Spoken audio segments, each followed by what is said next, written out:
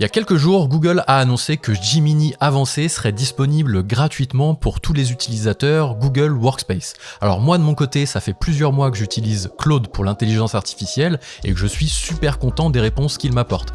Mais c'est vrai que si je peux économiser 30 € d'abonnement à Claude si Gemini avancé arrive à faire exactement la même chose, eh ben on va pas se priver. En tout cas, de savoir si Gemini arrivait à faire la même chose que Claude sans se tromper, ce sera déjà pas mal, et de voir si je pouvais envisager de basculer intégralement sur Google pour mon utilisation et donc d'économiser 29 € par mois. On va tester tout ça en détail ensemble dans cette vidéo, j'ai listé 4-5 cas d'usage, allez c'est parti, on bascule sur l'écran. Alors voilà, vous commencez à me connaître si vous suivez cette chaîne, j'ai fait un petit plan des différentes choses que je voulais tester, donc j'ai listé les cas d'usage les plus importants que j'avais au quotidien dans l'ordre d'importance, et ensuite la partie fonctionnalité pure. Ce qui importe pour moi avant tout, c'est les cas d'usage. Les fonctionnalités, je peux m'en passer si les usages sont au rendez-vous des deux côtés, en tout cas sur Gemini, parce qu'actuellement j'utilise Claude et je suis très content, donc je vais voir s'il arrive à répondre à ça.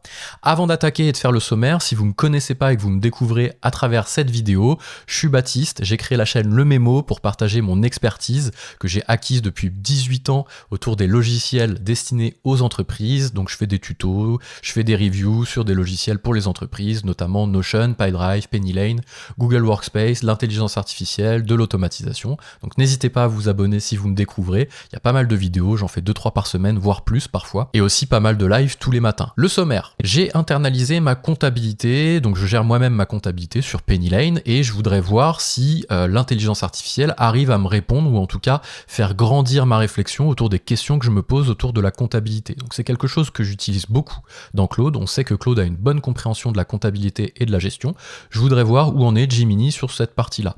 Même chose, c'est quelque chose que j'utilise beaucoup pour le deuxième point, je fais faire mes feuilles de temps à l'intelligence artificielle dès lors que je veux facturer mes clients. Ça m'évite de faire des tableaux, à reprendre tous les rendez-vous de mon agenda, à faire la somme des temps passés, les regrouper par catégorie.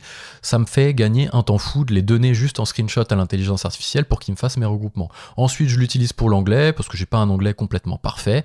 Et du coup, quand j'ai des interactions avec des gens qui parlent anglais, je vérifie mes réponses, etc. Bref, j'ai une utilisation classique. Correcteur aussi quand j'écris des textes. Je fais pas écrire mes textes par l'intelligence artificielle, mais par contre j'aime bien corriger s'il y a des fautes d'inattention.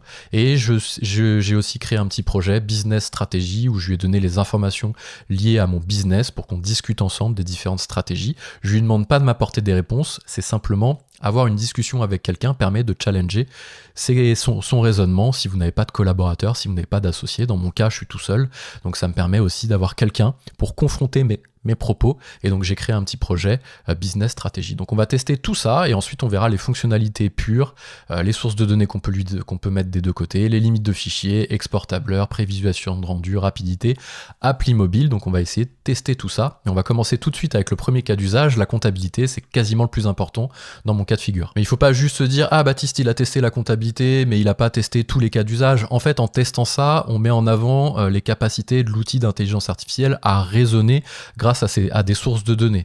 Donc finalement, comptabilité, logistique ou autre chose, peu importe, on s'en fiche. Ça permet de pousser un peu l'IA et le modèle dans ses retranchements. Donc on va basculer sur mon navigateur. J'ai mis Gemini d'un côté, Claude de l'autre.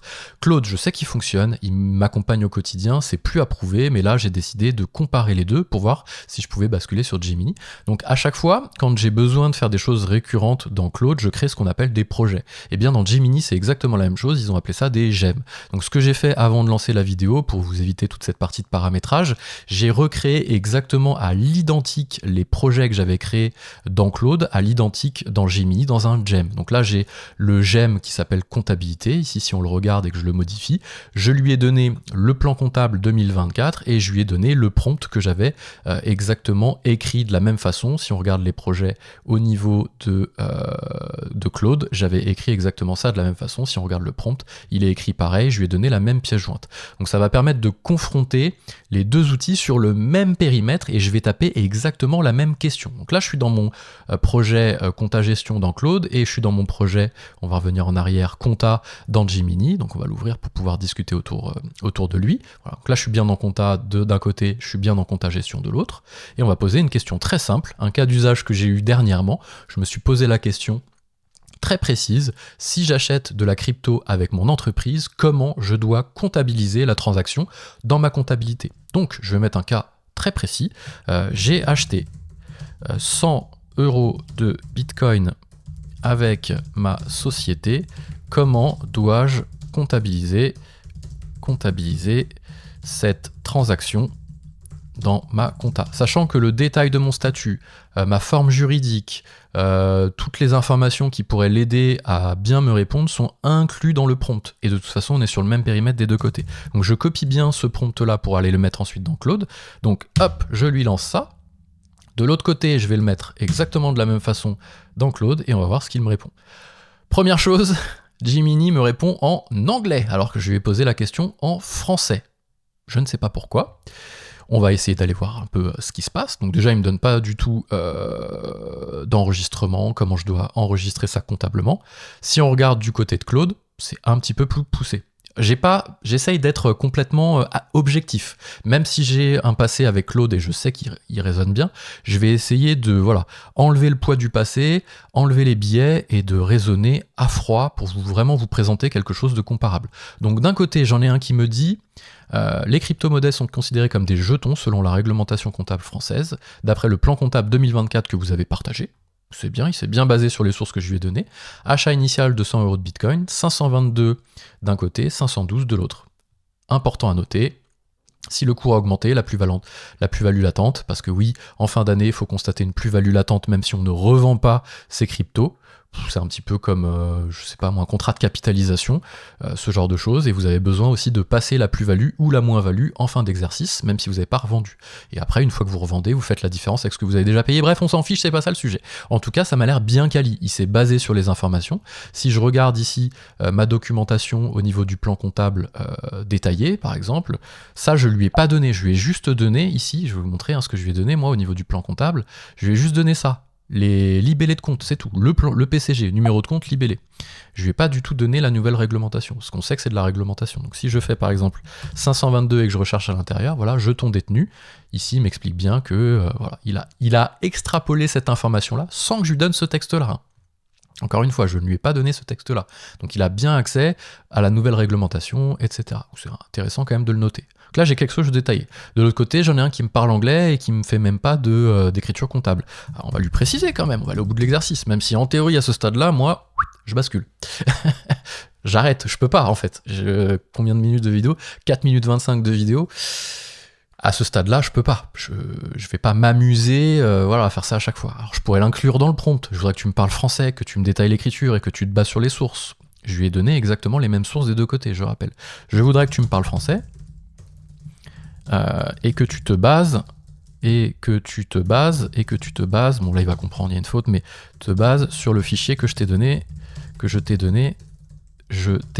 donné pour me répondre. Voilà. On va voir, Donc là, moi, ça y est, c'est bon. Claude, c'est fini. Ça y est, 522, 512, c'est bon. De toute façon, le 512, ce sera le cas, puisqu'il va être constaté. J'ai juste à mettre la contrepartie. Ok. Donc là, ça y est, il me parle français déjà. Enregistrement comptable de l'achat de Bitcoin. Selon le PCG, l'achat de Bitcoin peut être comptabilisé de différentes manières. Ah, c'est pas mal. Immobilisation. Déjà, il me propose plusieurs cas. Moi, écoute, qu'est-ce que je fais avec ça ? Donc, immobilisation financière. Bon, ça, c'était une façon de faire. On mettait ça en IMO. Ok. Valeur mobilière de placement. Valeur mobilière, donc le compte 50. Ok. Et charge 60. Ok. Bon, c'est bizarre. Quel que soit le choix que tu fais, il est important de documenter la transaction. Ok.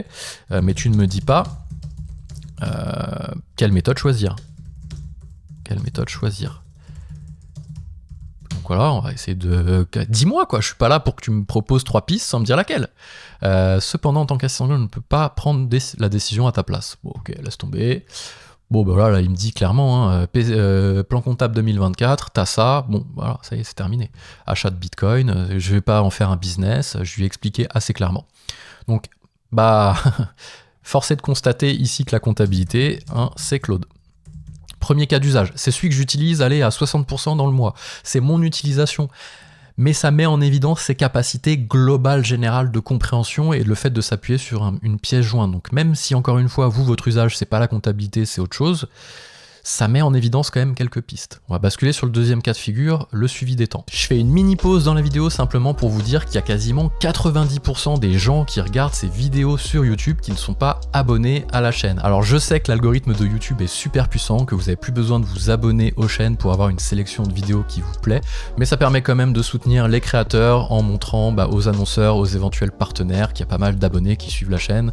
Donc n'hésitez pas. Allez, nous on retourne sur notre test entre Claude et Gemini. Le suivi des temps, je réexplique un petit peu le contexte. Je suis prestataire de service, alors même si mon activité c'est de faire des vidéos et c'est ce que je veux développer, de temps en temps j'accompagne des entreprises pour les aider sur leurs projets autour des logiciels. Donc ce que je fais moi, c'est que je facture des temps, je suis prestataire de service, donc je facture des temps au temps passé, à la régie et pas en mode projet. Donc je mets, alors je l'avais déjà fait tout à l'heure pour le test, mais en gros je mets tous les temps que je passe sur mon agenda. Pourquoi? Parce que dans 90% du temps, de toute façon, le temps passé, il est déjà sur mon agenda parce que c'est des visios que je fais avec mes clients. Et tous les rendez-vous que je fais pour un client, je le balise avec un code précis. Là, j'ai un projet qui s'appelle My Ostéo Prévention. C'est le projet du moment que je reprends tout le temps en exemple ces derniers temps parce que c'est le client que j'accompagne. Et tous les rendez-vous que je vais mettre à mon planning, je vais leur mettre le trigramme MOP. Ça me permet de l'isoler. Et ça, ce que je fais en fin de semaine, c'est que je prends tous les temps que j'ai passés et je lui dis facture-moi les temps passés sur la semaine. Donc j'ai créé un petit projet ici, pareil, qui n'est pas le même. J'ai créé un projet qui s'appelle feuille de temps, il est là, et je lui donne cette copie d'écran à Claude, et je vais lui demander de me faire une feuille de temps. Du coup, ce que j'ai fait, c'est que sur Gemini, j'ai créé exactement la même chose, feuille de temps, qui s'appelle, voilà, c'est un GEMS que j'ai créé à l'identique, le même prompt, encore une fois. Je vais pas essayer de biaiser le test, c'est une vraie volonté pour moi d'économiser 29$, donc si Gemini fait la même chose banco, et j'arrête Claude et il répond à mes cas d'usage, donc c'est pas un intérêt pour moi d'essayer de le biaiser pour dire Claude est meilleur, j'ai pas d'intérêt commerciaux dans Claude de toute façon. Donc là ici je vais lui donner exactement la même chose, copie d'écran, la même copie d'écran des deux côtés, regardez j'ai rien écrit de plus, ok? Là je vais faire entrer, là je vais faire entrer de l'autre côté, et on va voir lequel me répond. À l'intérieur, je répète, au niveau du prompt projet en dur, j'ai la même chose. Déjà, on en voit un qui est un peu plus rapide, bon ça à la limite c'est pas très grave. Là, il commence à utiliser la fonctionnalité artefact de Claude, je suis dans Claude 1 ici. Donc ça veut dire quoi? Ça veut dire que je vais avoir le code HTML qui va se créer, parce que je vais demander un rendu HTML. Et derrière, il va se transformer en outil de prévisualisation. Clac, ici il me fait la même chose, j'ai le HTML qui se crée, à la différence que, et c'est pas une différence anodine, eh bien j'ai pas d'outil de prévisualisation. Donc ce HTML là, pour avoir le rendu, je suis obligé de le copier, de le coller dans un fichier HTML et de l'ouvrir, je l'ai fait tout à l'heure, donc je vais vous épargner les détails. Je le mets dans un fichier HTML, ici, je fais ouvrir avec un éditeur de texte, je colle hop, le truc, on va le refaire pour être sûr qu'il prend bien le dernier, je fais ouvrir avec Arc et j'ai mon truc ici. Ok, pas de problème. Donc si je regarde au niveau de Gemini, ça a l'air de fonctionner, il n'y a pas de souci. Bon. Ici, il me fait pas de total et il a pas l'air de me faire de regroupement. Allons voir du côté de Claude. Côté de Claude, qu'est-ce qu'il me fait? Donc là, il me fait les temps en heures. Bon, ok, pas de problème, j'aurais pu lui dire en minutes. Donc là, il m'a fait un calcul, mais il m'a pas fait de regroupement non plus. Donc je pourrais lui dire, alors c'est bien, on a le même périmètre. Alors ce qui est marrant, c'est que tout à l'heure, il m'a fait un regroupement, Claude. Ça peut être un peu aléatoire aussi.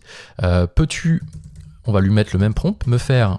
En fait, je vous explique, je ne vous ai pas expliqué, mais je voudrais ici également que chaque rendez-vous il soit mappé avec une catégorie. Cette catégorie, si on regarde à l'intérieur de mon agenda, je ne l'ai pas. C'est un regroupement de prestations sous certaines formes de catégories. Alors je vous explique un peu, quand j'accompagne des clients, il y a certaines prestations qui sont soit du cadrage, soit du paramétrage, soit du suivi de projet. Donc je lui ai demandé d'extrapoler mes rendez-vous, c'est une information que j'ai pas à la source, et de lui mettre ici. Donc là il l'a fait des deux côtés, on a normalement, si je regarde aussi ma feuille de temps de l'autre côté, j'ai bien cadrage, reprise, etc. C'est présenté à peu près de la même façon, ça va. Sauf que d'un côté j'ai eu le rendu directement dans Claude, donc c'est pas mal, et de l'autre, mais j'ai pas eu le rendu, j'ai été obligé de créer un fichier texte, mettre le rendu, etc. J'aurais pu ici lui dire fais-moi le rendu directement en ligne sans HTML, parce qu'on va voir qu'il y a une fonctionnalité quand même assez sympa, HTML, voilà, et il m'aurait fait le rendu directement ici, ok? Bon, ça peu importe. En tout cas, on va lui finir le rendu en visuel, comme ça on aura bien la cohérence des deux côtés. D'un côté c'est du HTML, de l'autre c'est un tableau directement en ligne. Claude sait aussi le faire, voilà, il y en a un qui est en minutes. Et ce qui est pas mal, c'est que je peux l'exporter, vu qu'on est dans un périmètre Google, je peux l'exporter directement vers un tableau Google Sheet. Mais c'est pas tout. Moi je veux, peux-tu me faire un récap totalisé par catégorie, sans le détail des rendez-vous? Voilà, on va lui mettre le même prompt, il a l'air assez clair. Peux-tu me faire un récap totalisé par catégorie sans le détail des rendez-vous? Ok, on bascule sur Gemini, on va faire la même chose. Un récap détaillé sans le détail des rendez-vous. Bon, ok. Là, il me refait mon tableau, j'ai le principe de HTML, avec le rendu visuel, artefact, qui va se mettre à droite, donc c'est pas mal. Gemini, même chose, voilà. Donc là, ici, j'ai bien un tableau, donc je vais pouvoir aller cadrage, paramétrage, formation, suivi de projet, aller prendre ça, le mettre dans un tableau, aller prendre ça, le mettre dans un tableau. Donc je vais le faire, hein, je vais l'exporter vers Cheat ici. Je peux pas le mettre dans le même tableau, ça va en faire deux, mais je copierai et je collerai après on va l'ouvrir d'un côté, on va retourner ici, on va prendre le rendu. Vous allez voir pourquoi je fais ça, parce que j'ai fait des tests ce matin en live sur Twitch. De temps en temps, je fais des live Twitch aussi, n'hésitez pas à vous abonner, où je teste un petit peu en amont de faire mes vidéos, toute la préparation de la vidéo. Hein. Donc là, j'ai deux fichiers, j'ai un détail et un global. Donc on va aller déjà comparer les deux. Donc ça, c'est Gemini pour le moment, d'accord ? Ici, j'ai 2070 en somme, et ici, j'ai 1995. Ah, problème, j'ai déjà fait le test, donc je vous mets rapidement sur la piste.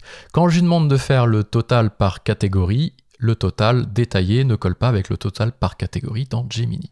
Si je fais la même chose ici, donc là je l'ai en heure, donc il aurait fallu le faire en jour, mais si je fais la même chose ici, on va lui demander, peux-tu me refaire tous ces tableaux en minutes? Comme ça on va comparer ce qui est comparable.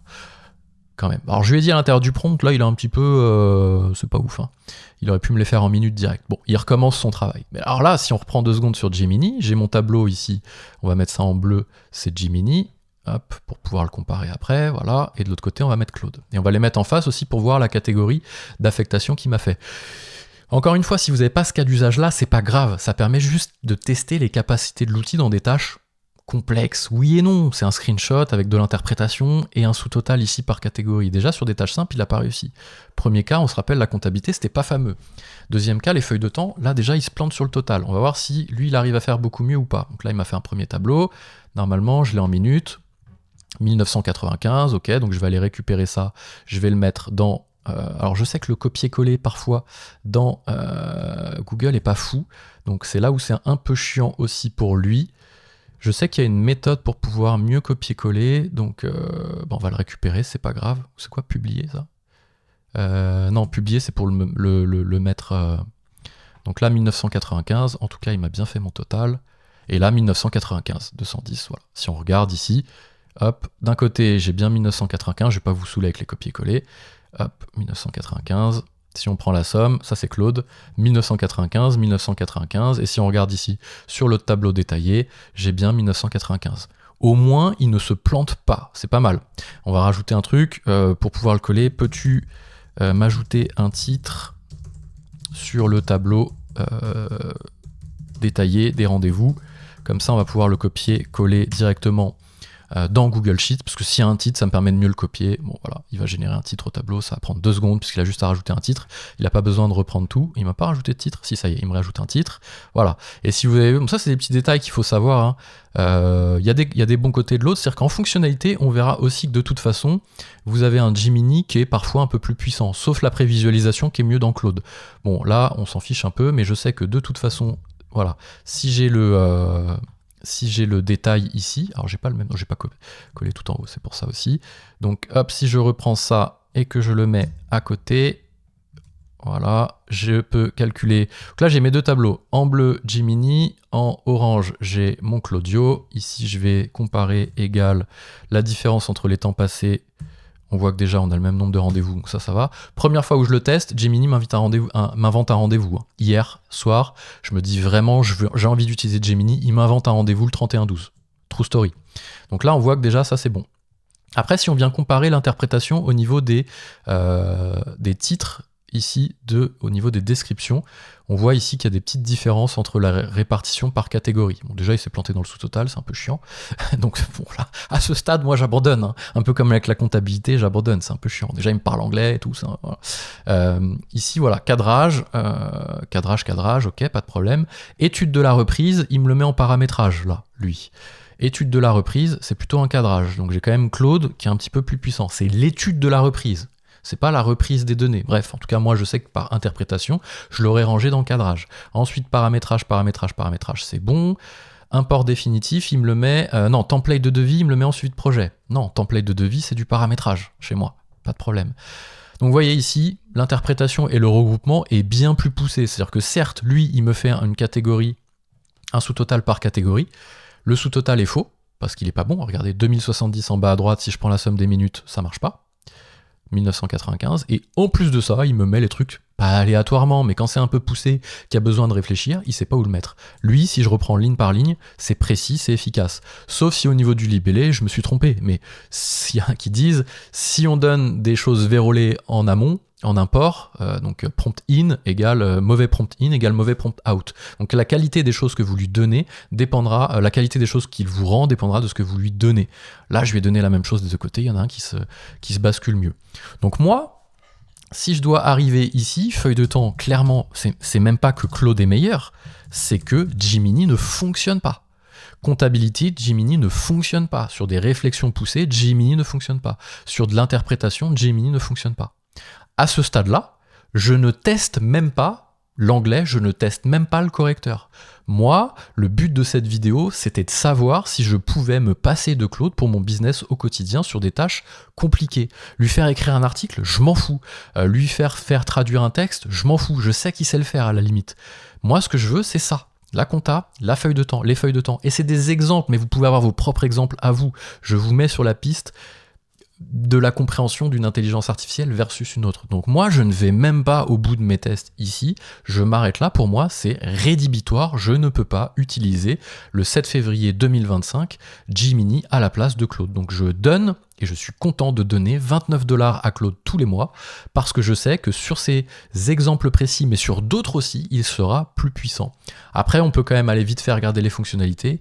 Oui, honnez-vous des sources de données, on peut mettre plus de sources, et encore, c'est pas tout à fait vrai.